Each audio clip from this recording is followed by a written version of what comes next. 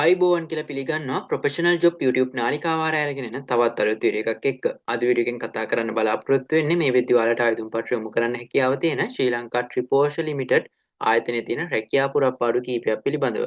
Video එකට යන්න කලින් මතක් කරලා ඉන්නම් ඔයා අපේ නාලිකාවට අලුත් කෙනෙක් නම් දැන් අපේ channel එක subscribe කරලා තියාගන්න. ඒ වගේම මේ වීඩියෝ එක තව කෙනෙක්ට බලන්න අනිවාර්යයෙන්ම share කරන්න.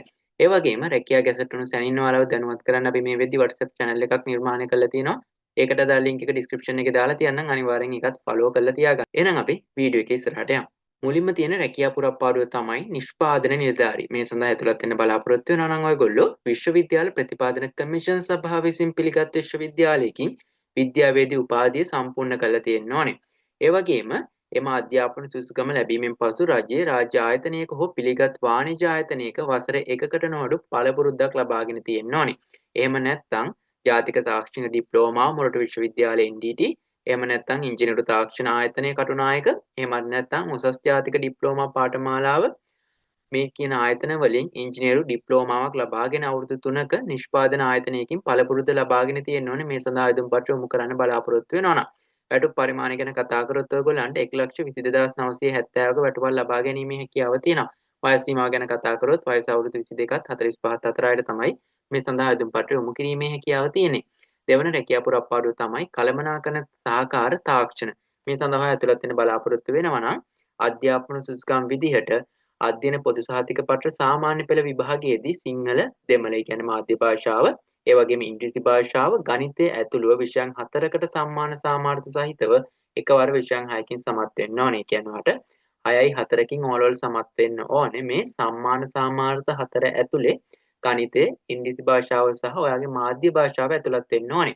ඒ වගේම අධ්‍යයන පොදු සහතික පත්‍ර උසස් පෙළ විභාගයේදී විද්‍යා විෂය ධාරාවෙන් සියලුම විෂයන්ගෙන් සාමාන්‍ය පොදු පරීක්ෂණය හැර සමත්ව තියෙන්න ඕනේ. කියන්නේ ප්‍රධාන විෂයන් ටිකෙන් ඔයා සමත් වෙන්න ඕනේ විද්‍යා විෂය ධාරාවෙන්. ඒ වගේම තාක්ෂණික නිපුණතා සහ ප්‍රවීණතාවය ගැන කතා කරොත් කෘතිය හා වෘත්තීය අධ්‍යාපන කමිෂන් සභාව විසින් නියම කර ඇති පරිදි ජාතික වෘත්තීය කුසලතාව NVQ 5 මට්ටමට නොඅඩු තාක්ෂණික පාඨමාලාවක් සාර්ථකව හදාරලා සහතික පත්‍රය ලබාගෙන තියෙන්න ඕනේ. ඒ වගේම තනතුරට විශේෂිත වෙනස් සුසුකම් ලෙස සඳහන් කරලා තියෙනවා. විශ්වවිද්‍යාල ප්‍රතිපාදන කමිෂන් සභාව විසින් පිළිගත් යාන්ත්‍රික ඉංජිනේරු ඩිප්ලෝමාවක් හෝ ඊට සමාන සුසුකමක් වසර එකක පිළිගත් වාණිජ්‍ය ආයතනයක නිෂ්පාදන හෝ ඉංජිනේරු අංශයේ පළපුරුද්දක් තියෙනවා නම් ඒක විශේෂ සුසුකමක් විදිහට සැලකනවා කියලා සඳහන් කරලා තියෙනවා. වැටුප් පරිමාණ ගැන කතා කරොත් 87710ක වැටුපක් ලබා ගැනීමේ හැකියාව තියෙනවා. ඊළඟට තියෙනවා කළමනාකරන සහකාර තාක්ෂණ නොවන. මේ සඳහා ඇතුළත් වීමේ සුදුසුකම් විදිහට ඔයා සම්පූර්ණ කරලා තියෙන්න ඕනේ අධ්‍යයන පොදු සහතික පත්‍ර සාමාන්‍ය පෙළ විභාගයේදී මාධ්‍ය භාෂාව, ගණිතය, ඉංග්‍රීසි භාෂාව යන විෂයන් ඇතුළුව විෂයන් 4කට සම්මාන සාමාර්ථ සහිතව විෂයන් 6කින් සමත් වෙලා තියෙන්න ඕනේ. ඒ වගේම අධ්‍යයන පොදු සහතික පත්‍ර උසස් පෙළ විභාගයේදී ආම වශයෙන් විෂයන් 3ක් සහිතව ඔයා සමත් වෙලා තියෙන්න ඕනේ සාමාන්‍ය පොදු පරීක්ෂණය හැර. ඊට අමතරව තනතුරට අදාළ විශේෂිත වෙනස් සුසුකම් ගැන කතා කරොත් පරිගණක වදන් සැකසුම් යතුරු ලියනය පිළිබඳව කෘතිය හා වෘත්තීය අධ්‍යාපන කමිෂන් සභාව විසින් පිළිගන්නා පාඨමාලාවක් අදාරා තිබීම හෝ වෙනත් ඒ හා සමාන මට්ටමේ නිපුණතාවයක් ලබා තියෙන්න ඕනේ. ඒ වගේම ආරම්භක වැටුප් පරිමාණ ගැන කතා කරොත් ඔයගොල්ලන්ට 83390ක වැටුපක් ලබා ගැනීමේ හැකියාව තියෙනවා. ඊළඟට තියෙන රැකියා පුරප්පාඩුව තමයි විදුලි කාර්මික. මේ සඳහා ඇතුළත් වෙන බලාපොරොත්තු වෙනවා නම් අධ්‍යාපන සුසුකම් විදිහට අධ්‍යයන පොදු සහතික පත්‍ර සාමාන්‍ය පෙළ විභාගයේදී යටත් පිරිසෙන් විෂයන් දෙකක්වත් සමත් වෙලා තියෙන්න ඕනේ. විද්‍යාව, ගණිතය සහ ඉංග්‍රීසි යන විෂයන් ඊට ඇතුළත් වීම විශේෂ සුදුසුකමක් ලෙස සඳහන් කරලා තියෙනවා. ඒ වගේම ශිල්පීය නිපුණතා කෘතිය හා වෘත්තීය කමිෂන් සභාව විසින් පිළිගනු ලබන වෘත්තීය පුහුණු ආයතනයකින් නිකුත් කරනු ලබන ජාතික වෘත්තීය කුසලතාවයන්හි NVQ 30 වෙනි මට්ටමට නොඅඩු ප්‍රවීණතා සහතිකයක් සමග වසර 2කට නොඅඩු කර්මාන්ත ශාලා විදුලි කාර්මික සේවා පළපුරුද්දක් ලබාගෙන තියෙන්න ඕනේ.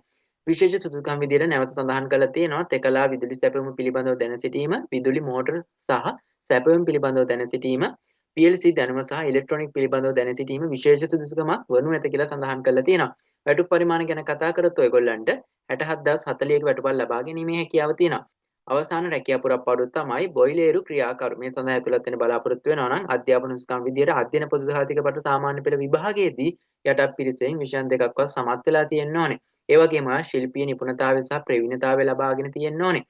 කෘතිය හා වෘත්තීය අධ්‍යාපන කමිෂන් සභාව විසින් නිගමනය කරනු ලැබූ ඇති පරිදි වෘත්තීය කුසලතාවයන්හි NVQ level දෙවැනි මට්ටම හෝ තුන්වෙනි මට්ටමට ගැලපෙන ස්ටීම් බොයිලර් ඔපරේෂන් සම්බන්ධව ශිල්පී නිපුණතාවය ඔයා ලබාගෙන තියෙන්න ඕනේ. ඒත් එක්කම ඔයාට වසර 3කට නොඅඩු පළපුරුද්දක් ලබාගෙන තියෙන්න ඕනේ. ඒ වගේම විශේෂ සුදුසුකම් විදිහට සඳහන් කරලා තියෙනවා බොයිලේරු ක්‍රියාකරු බලපත්‍රය ක්ලාස් 1. ඒ වගේම වසර 3කට නොඅඩු වාෂ්ප බොයිලේරු පළපුරුද්ද මෙතන විශේෂ සුදුසුකම් කියලා සඳහන් කරලා තියෙනවා.